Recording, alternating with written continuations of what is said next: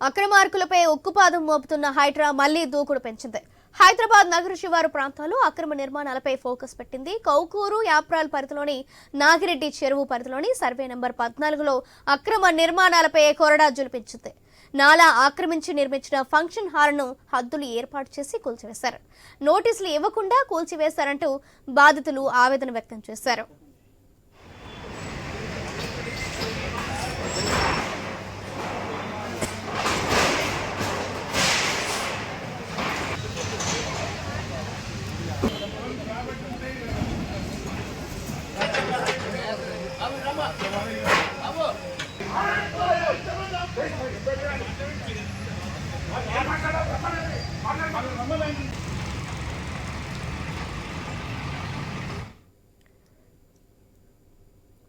అక్రమార్కులపై ఉక్కుపాదం మోపుతున్న హైడ్రా మళ్లీ దూకుడు పెంచింది. హైదరాబాద్ నగర శివారు ప్రాంతాల్లో అక్రమ నిర్మాణాలపై ఫోకస్ పెట్టింది.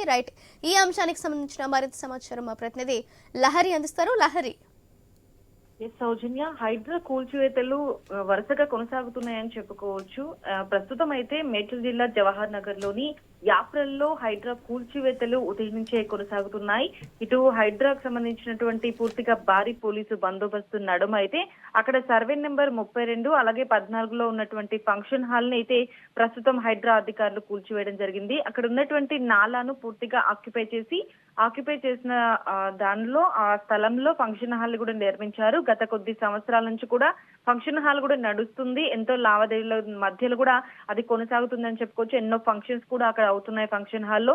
అయితే ఈ ఫంక్షన్ హాల్ కి సంబంధించినటువంటి ఫిర్యాదులు అయితే గత కొద్ది రోజుల నుంచి కూడా హైడ్రా సంస్థ కమిషనర్ రంగనాథ్ దృష్టికి అయితే రావడం జరిగింది. అది పూర్తిగా నాలాను ఆక్రమించి ఫంక్షన్ హాల్ నిర్మించారు.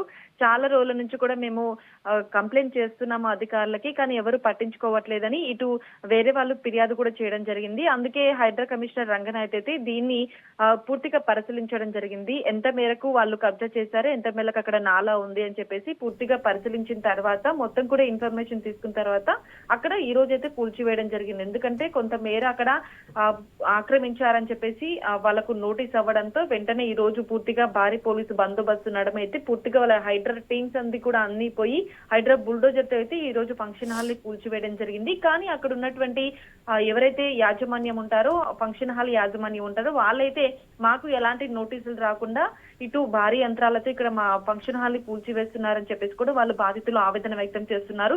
సో గతంలో కూడా చూసుకోవచ్చు మనం, ఇట్లానే నోటీసులు వితౌట్ నోటీసులు ఇవ్వకుండానే హైడ్రా కూల్చివేతలు అనేటివి కొనసాగాయి.